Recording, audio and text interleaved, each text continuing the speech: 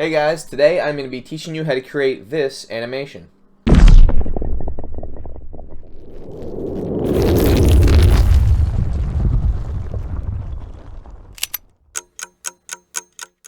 As always, let's start off with a new document here. I'm going to go into my render engine and switch that to cycles. I'm going to go to my output properties and I am going to switch the dimensions to 1920 by 1920. Keep that as a square. 24 frames a second is fine. I'm going to choose the end frame here and go to 215. Delete the default light here. Okay, click on our camera, go to our camera settings. We're going to change that to orthographic perspective, and we're going to go ahead and position this camera so that it's perfectly facing our cube in a way that looks aesthetically pleasing. Go ahead and change the scale to 18 for our orthographic camera here. I'm going to press 0 on the numpad, which is going to snap us to the camera view, as you can see. Pop out this side panel here. There's a little arrow, so you're going to have your transform tools for our camera right here. And here is the following data for each location. We're going to give the X 10, the Y we're going to give -10, the Z we are going to give 10.5, just like that. So now we want to go ahead and take our Z rotation and make that 45 degrees. And our X rotation, we're going to make that 52.7 degrees. So now, as you can see, we're in this nice isometric view here. The next step is to create the walls that the cube will reside in. So I'm going to go ahead and select the default cube here, Shift D, press Enter. So now I have duplicated this cube. We're going to do a shortcut to scale the cube up, S4. As you can see, we have a big cube here. And now we're going to scale it down on the Z axis. We're going to go ahead and click on the Z value here and do 0.1. So as you can see, we have this thin wall, and now we just need to position it in a way that makes sense for us to build a cube around our default cube, which we will be exploding. As always, don't forget to go to Object, Apply, Scale. Okay, and now we're going to go to our Z location here and do -4. Now, before we duplicate this wall and start creating the rest of the cube, we're actually going to select this wall, this bottom wall here. I am going to go to my physics properties, click on rigid body, and instead of active, we want to click passive. Okay, guys, and make sure you're on convex hull. And so what this is going to allow us to do is once we explode this cube, all of the pieces are going to be able to interact with this bottom wall and the side walls, which is the goal here. Now let's go ahead and duplicate this wall. Shift D, enter. And we're going to go ahead and rotate that on the X degrees 90 degrees. I'm going to go ahead and click on my little gizmo over here to move the wall. Now if you hold Control, you see you're able to snap to this grid here. So I'm going to snap to the corner. Right? So as you can see, we moved our wall over here. And that's what we want. We want each wall to perfectly align with the other ones. Shift D, duplicate that again, holding Control. Now I'm going to rotate on the Z axis 90 degrees, and I'm going to move it to the corner here. Make sure that's snapped into place just the way I want it. As you can see, all 4 corners are meeting perfectly. And now you just rinse and repeat for the rest of the walls. So we want to create a top wall and a front 2 facing walls. And then I'm going to go ahead and name those as well.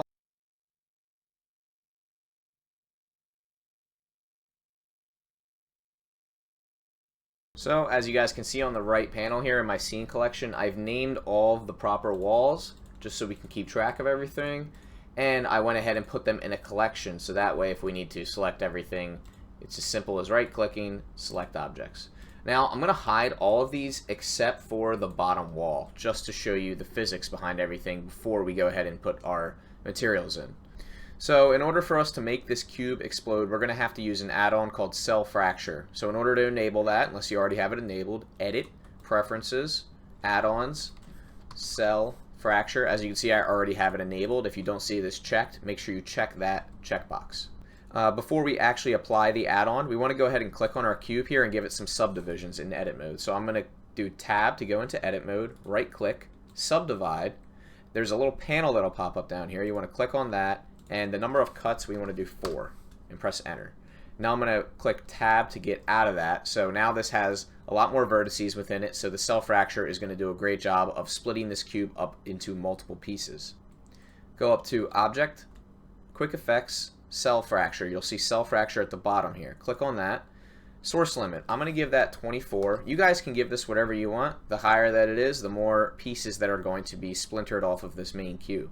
I'm going to click random under recursive shatter, and then everything else you can just keep the same. You guys feel free to play around with this for the purposes of this tutorial. I'm just going to keep all of this the same and click OK. As you can see, we now have a fractured cube, and we have the original cube. So this is great. This is exactly what we were going for. Now we just have to apply the physics to everything. I'm going to go ahead and click our main cube here, and I'm just going to hide it to make things a little simpler to look at. Now we want to select one. It doesn't really matter which one. We just have to select one of these pieces here. As you can see, it's a completely separate piece, which is what we want for the physics animation. Okay, so now that I have this selected, we're going to go ahead to rigid body. We're going to make sure that is active. The mass, I'm going to give it 2 kilograms. I want it to be dynamic, and I want the shape to be convex hull. So now this has a physics property, but none of these other objects do. So while keeping that selected, I'm going to hold Shift, select the rest, right? And I'm going to go up here to Object, Rigid Body, Copy from Active. Now, if you select any of these pieces, they will all have the same physics property as the original one that we had selected here. So if we go ahead and press play here, see how they all fall? So they're all just falling. That's great. So the physics are working. But we want the cube to explode. How do we actually achieve that? Go back to our original cube and show it. Make sure you have the original cube selected. Click on rigid body, active, dynamic, doesn't really matter the mass, convex hull, same settings as before. Now if you go ahead and press play, you'll notice that everything explodes, right? And that's because there is an object basically overlapping all these other objects, causing it to explode like that, which is exactly what we want. Now, go ahead and hide that cube, that main cube that we started with. Go back to frame 0, press play. As you can see, we've got a nice little exploding animation there. Let's look at that again. Perfect. It's exactly what we were looking for.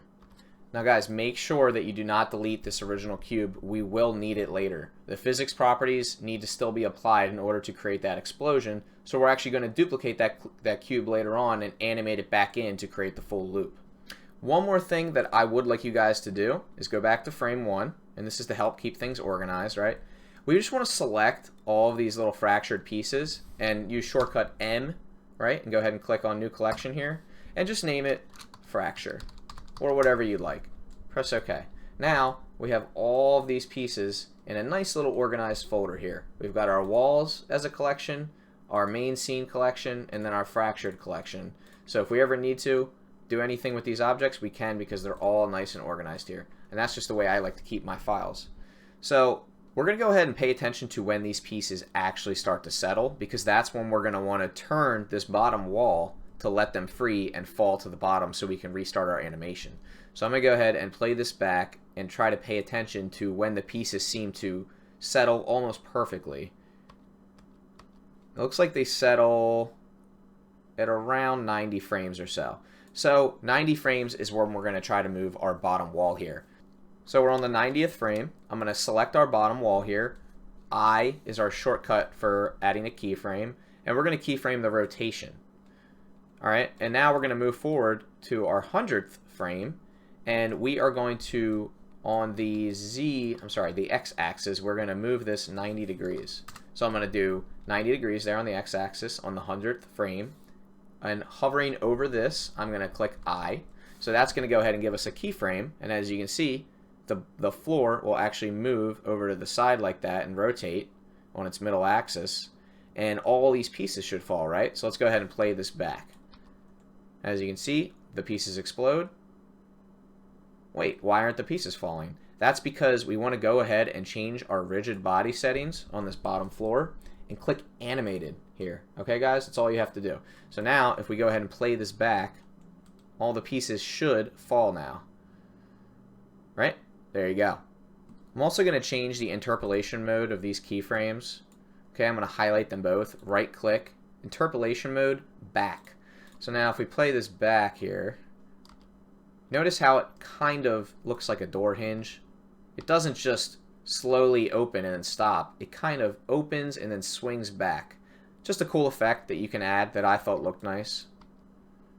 Now, we want to go ahead and play this whole thing back. I'm going to switch to the camera view, and let's go ahead and pay attention to when the pieces actually all leave the scene. So I'm going to play this back.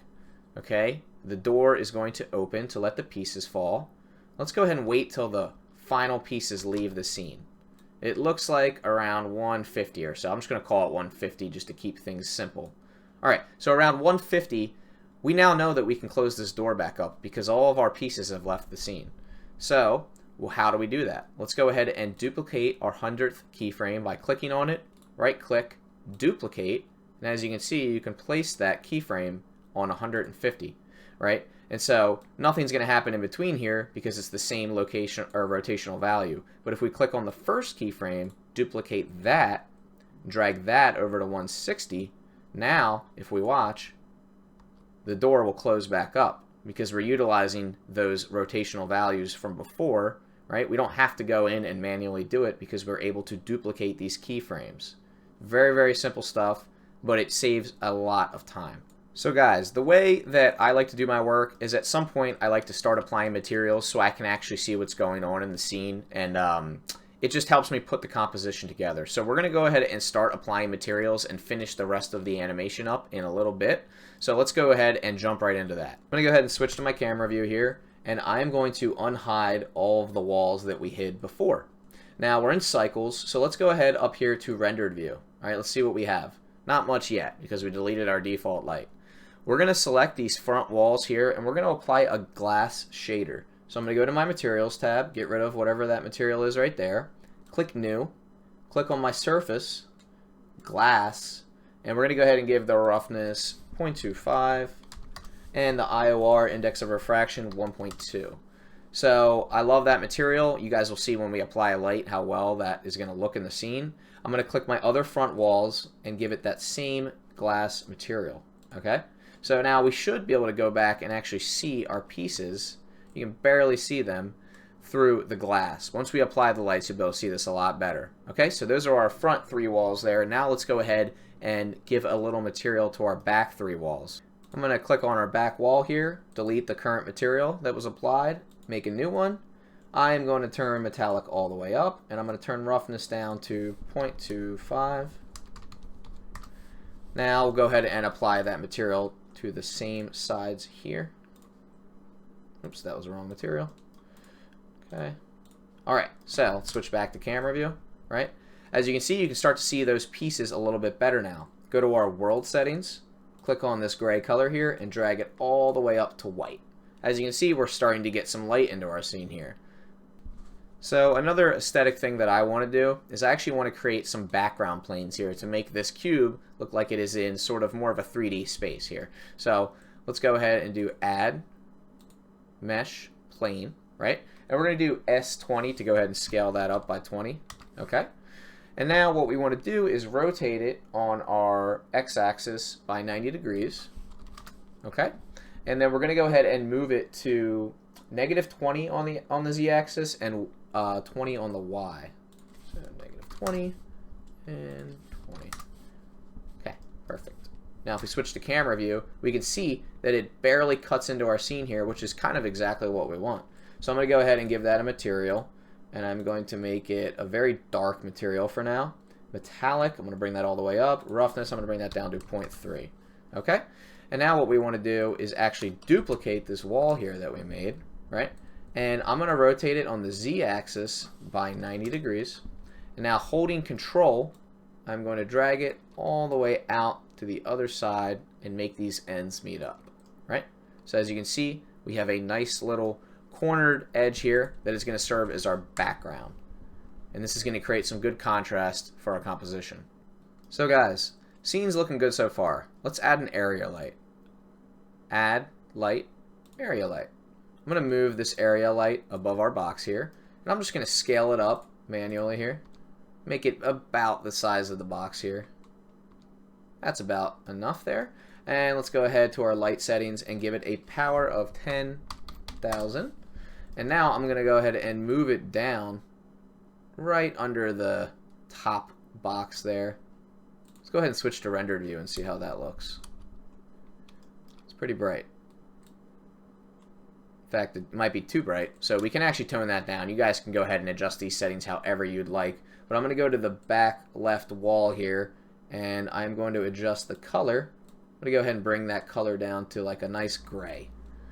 So as you can see, we can kind of see a little bit more of our scene inside of these walls here. Now I actually want to go ahead and color our little fractured pieces here. So let's go ahead and hide all of our walls. We just hide that collection. I'm going to go back to frame 1 here.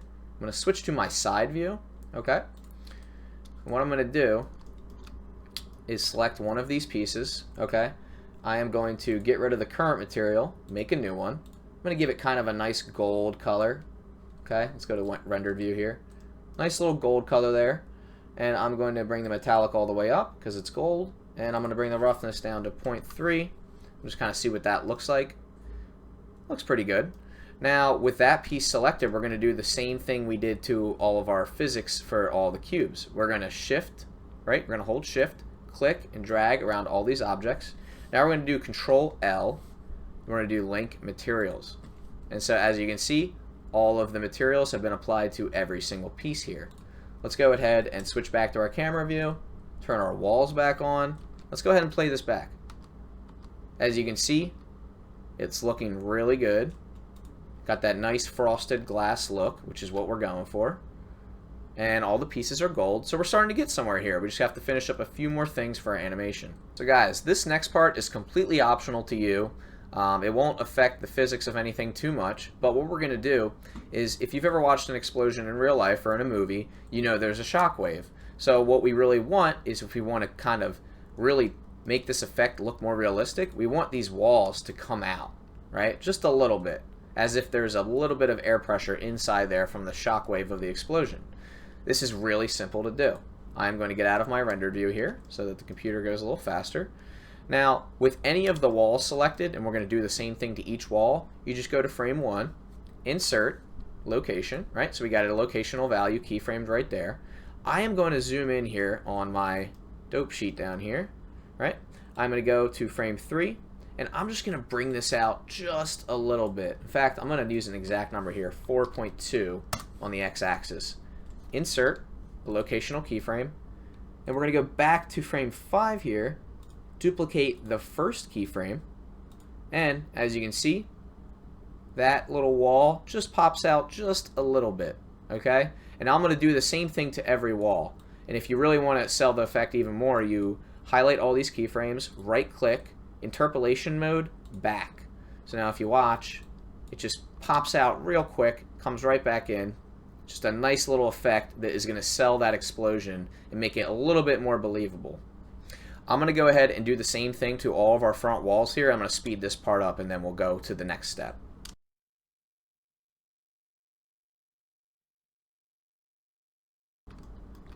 So guys, as you can see, I've applied that effect to all 3 of those walls. And you can see, even though it's just for 5 frames, it's just enough to make it a little bit more believable that there's a small shockwave happening inside of there. Everything's looking pretty good so far. You can see we have our explosion, right? Then our wall moves, all the pieces fall out, the wall flips back up. So that's as far as we've gotten so far, right? What's our next step? How do we complete this loop? Well, one, we need to make the cube reappear, right? So we need our gold cube to reappear in the scene. But another little touch that we're going to add is we're actually going to bring these walls out, right? To make room for that new cube coming in. So if you go ahead and play this entire animation back, and you notice that these pieces are falling, we kind of want to make sure before we pull these walls back that none of the pieces are going to get hit by the walls. So I found out that about at frame 140 here, this is kind of the last pieces that are exiting the scene, we should be able to now animate our walls out. Again, the same way we did the shockwave, we're going to apply the same effect to each wall. So on frame 140 here, I'm going to insert a locational keyframe, right? And then we're going to move over to, let's say, 160, all right? I'm going to hold control, and I'm going to move this out to, let's say, 12. Okay, so it really doesn't matter how far you move it out. It's totally up to you. I would move each piece out exactly the same distance. Now I'm going to insert another keyframe at that location. So as you can see, the wall comes out, right? Kind of is using that same interpolation mode as before, which was back. And then we're going to have the wall come back in probably around 180. So how do we do that? Real simple. We select our original location at 140, duplicate that keyframe, drag it over to 180, and you can see that the thing closes back up. So let's go ahead and play that back. Right? That's a little quick. I'm actually going to move this over to 190. See if I like that a little bit better. Yep, I like that. So we're going to do the same thing to each wall, and I'm going to go ahead and speed this up.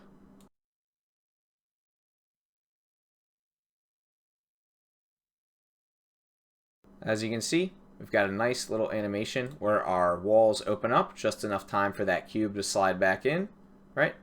And then our bottom wall flips and everything gets recontained inside. So now all we have to do is go ahead and make sure that our default cube comes back into place to complete that full loop. Alright, so we have our default cube here, the original cube effector. So if we press play, as you can see, it has physics properties, which is totally fine. But we don't really want it to show up, one, and two, when we duplicate it, we want to make sure that we get rid of the physics properties so that we can animate the cube back in. So what I'm going to do is label this physics effector. Okay, and I'm going to go ahead and duplicate it, Shift D, press enter, and I'm going to label this second one that we just duplicated animated cube. Okay, so that way we can tell the difference. Now go into the physics tab here and get rid of this rigid body here. We do not want this to be have any physics properties. So if we press play, this cube should just sit here in the center. Yep, and that's what it's doing, which is great because we're going to animate it back in later.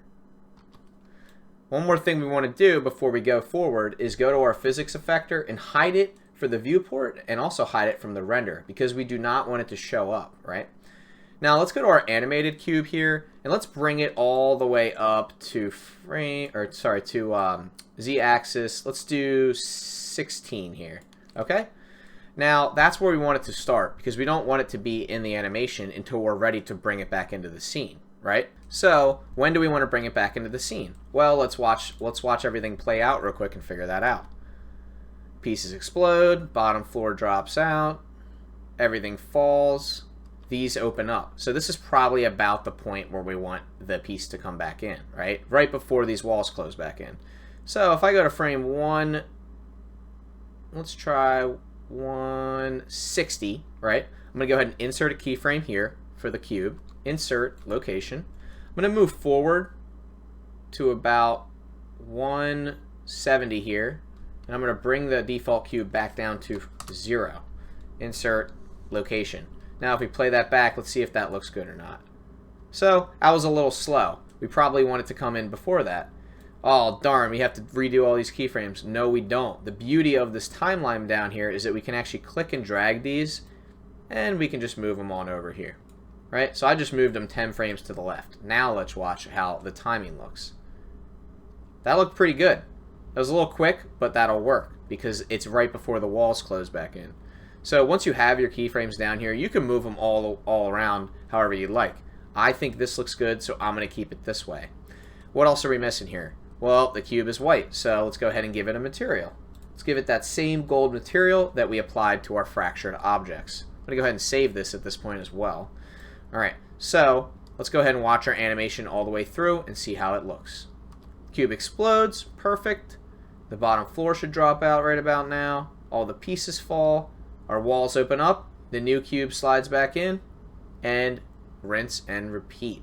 Now, one thing we want to make sure of 100% is that nothing is showing up in our render that shouldn't be. So I'm going to go ahead and click Render Image here. We're going to render this frame out.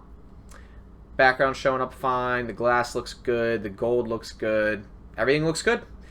We just mainly wanted to make sure that our default cube, that is the physics effector, is not showing, which it's not. As you can see right here, we have it turned off for the viewport and the render. Only thing left now is the sound effects and the animation itself. So if you guys want to go ahead and you can copy all of my settings over here. I'm not using anything crazy. I've got my GPU selected. We're using cycles. Feature set supported. For the max samples, I was able to get away with 300 samples. I have a GTX 3070 Ti. For denoising, we want to go ahead and click optics here. So let's go ahead and see what kind of render time we're getting for this. Render image. Mine should not take too long. It says it's going to take about a minute, but it should take less time. I think that looks really good. I think it came out very clean. We're at 1920 by 1920. There's still a little bit of noise up here, so if you want to increase your sample count, that's totally fine. I'm going to go ahead and render this out as such so that we can get to the sound effects and you guys can see the completed animation. Alright, while that's rendering, let's go ahead and take a look at the website that I mainly use for all of my sound effects. So this is a website called Zapsplat. It's completely free, as you can see here. Free. Go ahead and just sign up. You have to register in order to download things. They will limit the amount that you download within a certain period of time, so don't go crazy. I was able to search through here, and within about an hour I found the exact sound effects that I was looking for. So let's go ahead and take a look at those. Go to downloads here. Here is the alarm clock sound that I used, as you can tell from the original video. So I just used a little snippet of that. Let's go ahead and check out the other ones here that I got. This is a high impact sound, hit impact. As you can tell, it's a nice little impact sound right there. And what I did was I just combined these in a way that I thought made sense. So I'm going to actually open up the video file that I used. I'm using HitFilm Express. It's also a free program. So guys, this is actually my original project file. I normally don't share this with anyone just because no one's really that interested, but for the purposes of the tutorial, you guys can see how I laid out my sound effects down here. I have 4 different layers for different sound effects that I'm using. I'm going to go ahead and play the video. I'm going to make sure this is on loop here. Alright, let's go ahead and play this back. As you can see, the door drops out. All the pieces fall down. So in order to create that first explosion effect, I actually used 2 different sounds here. Let's go ahead and explore what these sounds were. So this audio right here is just from the actual video itself. This actually, you can just turn this off. You don't even need that. It's no sound at all. This first sound here, so I'm going to go ahead and isolate each layer. Let's go ahead and explore the first sound that we have. So I turned off these other layers, so we're only going to hear this one. So, do you guys notice what that sounded like? That in itself was an explosion, right? But I also wanted the rocks or the flying debris to make some noise as well. So let's go ahead and isolate this other sound that I utilized right here, which is an avalanche sound. Now, did you hear what that sounded like? Kind of sounds like pieces falling to the ground. Now, when you combine these 2 sounds, this is what you get, which I thought sounded really nice. And this is kind of how I put my sound effects together here. This down here was another avalanche sound, but I went ahead and I crossfaded it so that it kind of slowly faded into the scene. And that was the part where the pieces actually fall down. So we're going to go ahead and turn off these 2 layers, and I'm going to go ahead and play that back for you.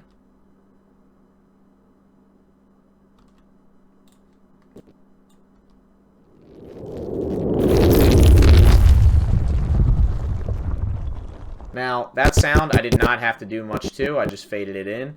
I just thought it sounded nice naturally. At the end here, I have 2 sounds that I'm working with. I have the time ticking sound right here. You can kind of tell just by the pattern there. That's a tick noise, right? And then right here, I actually have a gun loading. Now, you'd say, why would you use a gun loading? I personally just thought it fit the scene. So let's go ahead and fast forward here. I'm going to turn this layer on. This is the sound of the gun loading, right? Now, I thought it was nice because since gold is metal, you kind of have this metal sound effect here, right? So I personally thought that fit, so I used that. Let's go ahead and isolate the last layer, which is the ticking, right? Now I knew that when the animation looped back over, at the end of the ticking, we would get that explosion. So naturally, I thought it was just like a bomb going off. You want to have the ticking at the end, and then the bomb goes off. So I'm going to turn back all the layers back on, right? I'm going to go back to the beginning, and let's go ahead and watch this nice and big here.